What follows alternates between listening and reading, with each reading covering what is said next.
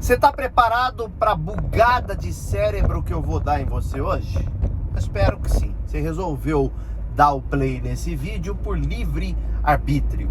Então vai segurando que hoje eu vou dar uma bugadinha. Eu sou um cara que eu sempre estou filosofando. Em uma dessas filosofadas minhas, eu acabo tendo alguns insights, algumas epifanias que me fazem chegar a conclusões, as quais dificilmente você vê alguém falando por aí na internet. Então eu vim aqui para bugar você e fazer você enxergar as coisas de uma nova forma, sob uma nova ótica. E hoje nós vamos falar sobre tudo o que você conhece e acredita e pensa sobre o mundo que te cerca, dentro de qualquer assunto que for, não partiu da sua mente. Foi imposto na sua mente por terceiros. Outras pessoas colocaram na sua mente o pensamento delas, que por sua vez receberam de outras pessoas através de influência, enfim, de ensinamentos, enfim. E assim uma sociedade vai se criando com pessoas que passam de geração para geração para os seus círculos de influência e fazem com que o raciocínio acabe se espalhando. Isso eu estou falando de qualquer assunto que você possa imaginar na vida, tá? Não necessariamente sobre negócios, não necessariamente sobre relacionamentos, a sua opinião mesmo dos assuntos os quais você conhece e gosta. Aliás, muitos dos assuntos os quais você gosta por uma influência de terceiros. Muito dificilmente brota de você, brota de dentro de você. Muito dificilmente você será o criador do seu próprio pensamento. Na maior parte esmagadora das vezes, você será fortemente influenciado a acreditar, a gostar, a entender e perceber as coisas e o mundo que te cerca. Dificilmente você vai ter essa percepção de uma forma autoral. Sempre será por influência de terceiros. Então, tudo que você pensa, tudo que você crê, tudo que você vê, tudo que você entende, tudo que você ouve, parte de terceiros. E esse pensamento não é original desses terceiros.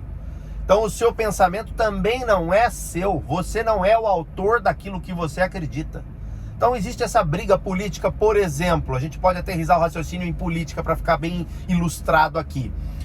A galera que acredita em esquerda e em direita, o cara de direita extrema, o cara de esquerda extrema, enfim, esses caras estão defendendo ideias as quais nem deles são. É louco, né? Isso é muito louco.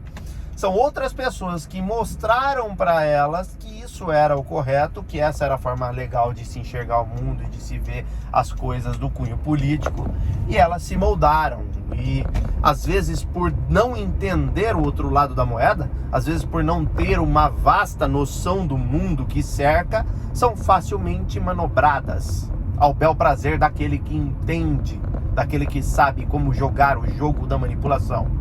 Então, muito é fácil você ver governantes sendo idolatrados, reis e rainhas que foram idolatrados no passado. É muito fácil você ver pessoas malévolas, pessoas perigosíssimas sendo idolatradas. Por quê? Porque elas sabem entender que isso existe e elas criam artimanhas articuladas, maravilhosas para levar para grupo, para manipular. E elas sabem como fazer isso da forma mais inteligente possível, manobrando as pessoas que não compreendem de uma forma muito simples, de uma forma muito fácil, sem fazer muito esforço. Então perceba, já que você não entende, e o seu não entender automaticamente te permite ser manipulável facilmente. Você se torna alguém extremamente manipulável quando você não tem a noção disso que eu estou falando. Quando você começa a perceber que aquilo que você conhece não partiu da sua mente, você começa a perceber então de quem foi. E isso te faz se tornar uma pessoa questionadora. E esse questionamento levará você a encontrar respostas. E essas respostas te blindarão e você deixará de cair no conto do vigário. E o vigário vai ficar desesperado no longo prazo, porque ele não consegue te manipular mais. Então, quando você não tem essa noção, você vive a vida simplesmente achando que a opinião é sua e que você sabe. É delicado. Por quê? Porque você está deixando a porta aberta para que pessoas te controlem. É como eu já falei em outro vídeo, se você não tem a rédea da situação, da sua vida, alguém tem. O controle nunca fica em cima da mesa desligado. O controle da sua vida. Se ele não está na sua mão, ele está na mão de alguém. Sempre ele estará na mão de alguém. Se ele não está na sua, você está ferrado, meu querido. Então você tem que puxar esse controle para você controlar ele direitinho. Senão você está deixando a Deus dará. Você está deixando a olho para outras pessoas que você não sabe nem quem são tomar conta de tudo para você. E aí o que acontece? Você vai se tornando um escravo, sem saber, no silêncio. E perceba, a falta de entendimento dos assuntos colabora diretamente para a sua manipulação, para que mais ideias que não são brotadas da sua própria mente, porque nenhuma nunca será, sempre será entregue por terceiros vão te alimentar com aquilo que eles acreditam e você passará a acreditar ou não. Então, o que você faz, na verdade, é escolher se você acredita e entra numa ou não. E é assim que você vai dosando o mundo e aumentando o seu vocabulário mental, né? O seu dicionário mental de crenças, das coisas que você acredita que são reais e tal, e que funcionam para você.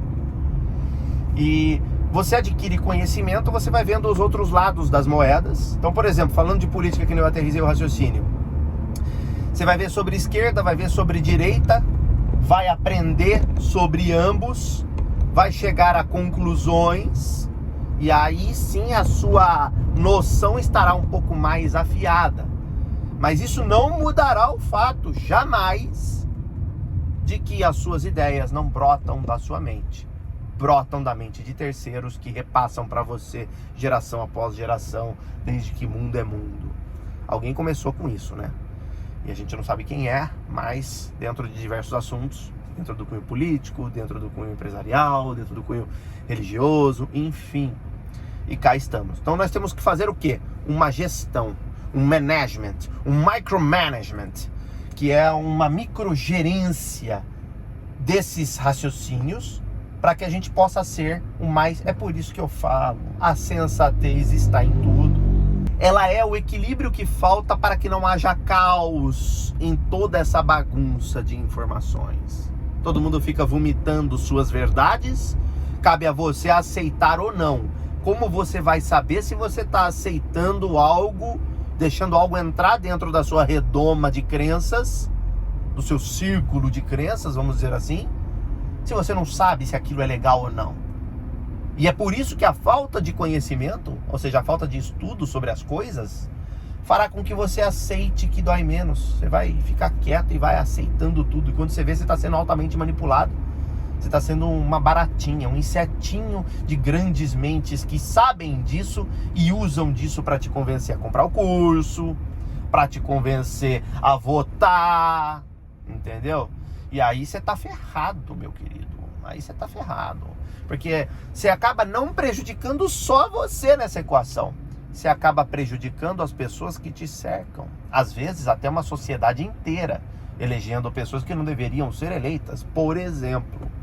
Ou seja, você percebe a importância de tudo isso? Você percebe a importância da noção? O tamanho da importância que é uma responsa muito grande no colo, sabe? Para você negligenciar. Você não pode negligenciar, cara. Você tem que estar de olho, você tem que prestar atenção.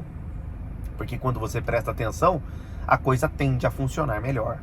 Você vai adquirindo uma noção, você vai vendo quem é quem.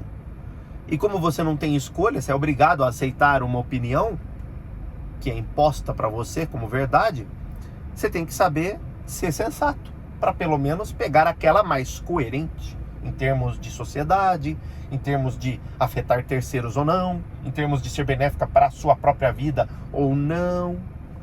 É interessante, né? É interessante você viver a vida pensando que aquilo que você conhece não foi você que pensou. Você achou que foi você que pensou, mas você não foi. Foi genial aquele que primeiro pensou. E aquele que primeiro pensou deve ter surgido na Grécia Antiga, né? Muito provavelmente, quando o pensamento era discutido, quando o pensamento começou a ser discutido, se assim posso dizer, né? Na vasta e inúmera, gigantesca biblioteca de Alexandria, né? Quando as mentes começaram a ficar brilhantes, quando as pessoas começaram a dialogar e entender que a vida não era bem assim, que tinha que ter certa regra, que tinha que ter certo raciocínio, para que as pessoas conseguissem saber administrar a própria vida de uma forma mais inteligente, mais eficiente, mais eficaz. Ou seja, você entendeu, né? E eu vou ficando por aqui. Nos vemos no próximo vídeo, que também vai ser interessantíssimo. Separei um conteúdo top para você, meu querido. Sexta-feira tá no ar. Quer dizer, para você que tá vendo em qualquer dia depois que foi postado, foi, né? Mas eu que tô gravando, você entendeu, né? Tchau.